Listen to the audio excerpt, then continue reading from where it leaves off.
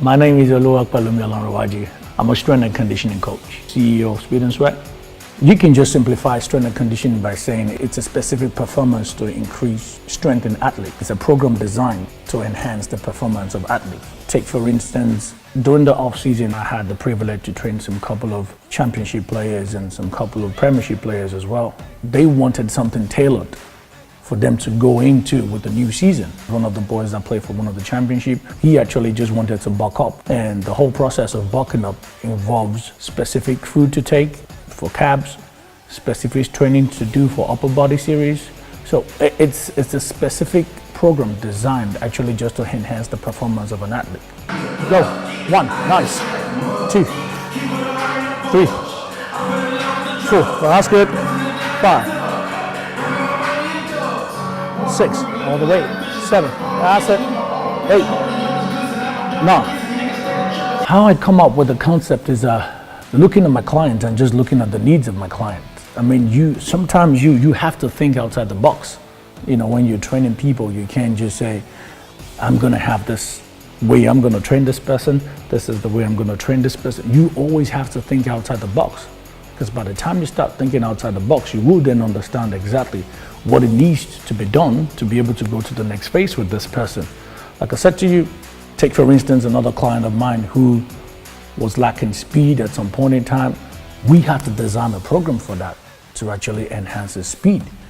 And don't forget, there has to be a lot of strength in process as well. There has to be a lot of strength that needs to take place, you know, for speed to happen. So in as much as we're training for specific stuff, we still have to make sure the strength for the speed is actually still there. I mean, it would amaze you the results most of these guys have come back with, you know, once they started preseason.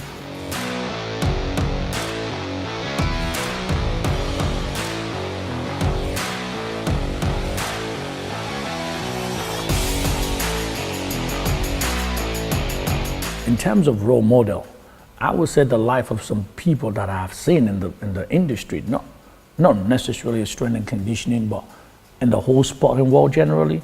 I mean, we talk about somebody like Ray Lewis. I mean, the passion and the energy that man has is what I try to tap in every day of my life, because he's just on another level. And when you talk about somebody like Eric Thomas, he started from nothing. People like Inky Johnson, despite that they had a bit of disability in one side of the body, who was going to be so successful in the NFL. Just 9 more games before he became a millionaire. He had this massive injury and, you know, he wasn't able to go to the NFL. One thing all these people have that I'm talking about is they have a God in their life, which is exactly what I have as well in me. And that has really enabled me to actually tap into some of the things I hear them say, tap into some of the things I see them do, and try to even be better than them as well.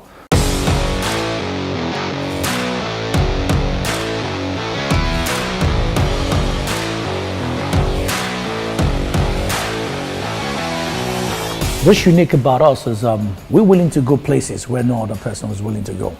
In our mind, in our soul, we're training. We're willing to do exactly what no other trainer is willing to do. We're willing to put in the work with you. We're willing to invest the time in you. We're willing to go through the process with you that no other person is willing to go through, and then we will get results. If you give us what we ask for, and this is what I tell my boys as well that I train, if you give me what I say you should do, or give me what I say you should give me, I will make you a god on the field of play. And a lot of them has really tapped into that. And because they've tapped into that, they've gone from good to being great to being unstoppable. And this is what I tell not only my athletes, but to all other clients that I train.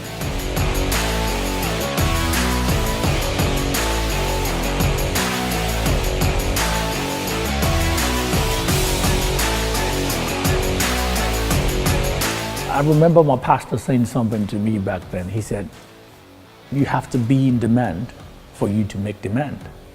And being in demand means it has to be something consistent. You have to engage in consistent action.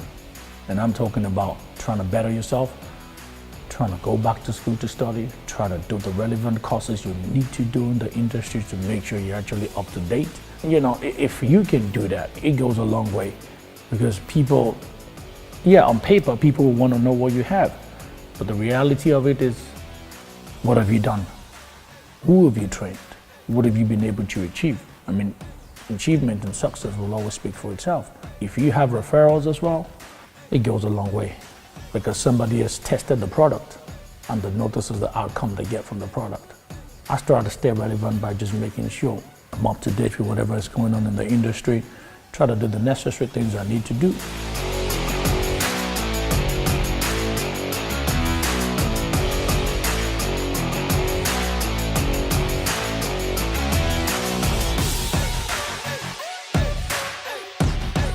The goal for the future is to keep training, keep getting better, keep doing what I'm doing, getting more clients, getting more athletes, training more people to get better, redefining exactly the discipline that it takes for people to go into one field that they're doing, be a household name at the end of the day, and let God just direct my path.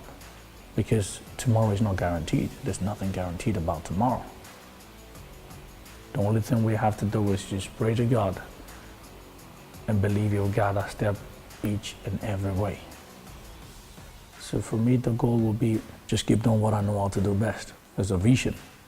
Even the good book, the Bible says, write the vision and make it plain. So there is a vision.